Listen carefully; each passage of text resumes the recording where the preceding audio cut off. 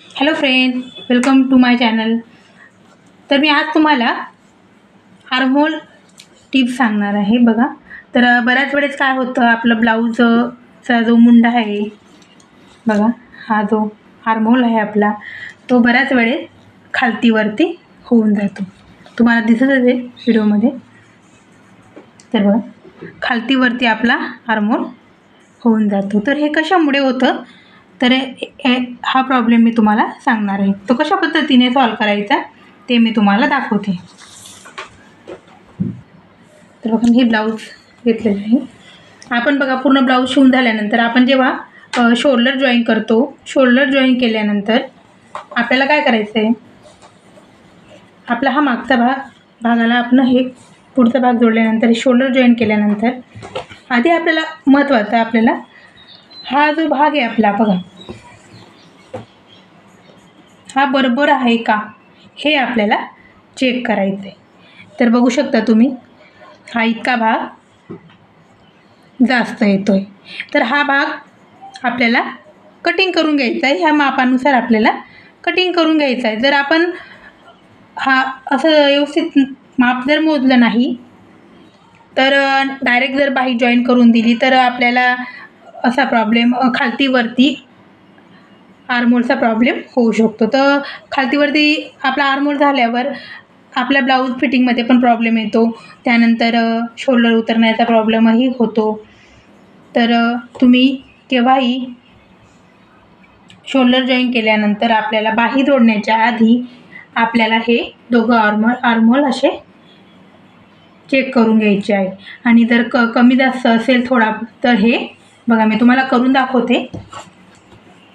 असं ठेवल्यानंतर बघा, हा इतका भाग हा आपल्याला एक्स्ट्रा येतोय, तर त्याला आता आपण कटिंग करून घ्यायचं आहे. बघा, अशा पद्धतीने त्याला मापात कट करून घ्यायचं आहे. त्यानंतर आपल्याला वरच्या साईडला पण त्याचप्रमाणे त्याला असा व्यवस्थित गोलाईमध्ये असा आकार आपल्याला देऊन घ्यायचा आहे.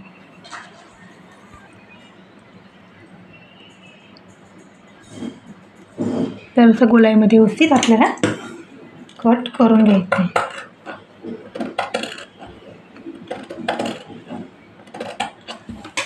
तर बघा, मी गोलाईमध्ये आता आर्महोल कट करून घेतलेला आहे. आणि त्यानंतर दुसऱ्या साईडचा आर्महोल मी त्याच पद्धतीने दुसऱ्या साईडचा पण आपल्याला सेम चेक करून घ्यायचं आहे. मी हे व्यवस्थित मापानुसार करून घेतलेलं आहे.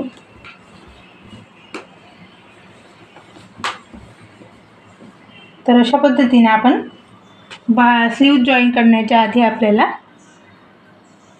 चेक करून घ्यायचं आहे. तर अशा पद्धतीने आपल्याला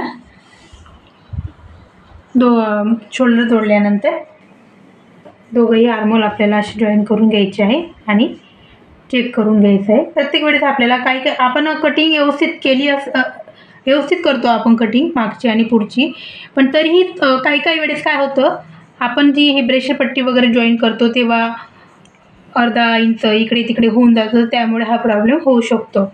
तर आपल्या प्रत्येक वेळेस आपण ब्लाऊज जेव्हा आपण शोल्डर जोडतो तेव्हा आपल्याला हे चेक करून घ्यायचं आहे. तर आपला जो खालतीवरती आर्महोल होतो, तर तो आपला होणार नाही. तर बघा, मी याला आता स्लीव्ज अटॅच करून घेते आणि फिटिंग करून मी तुम्हाला दाखवते.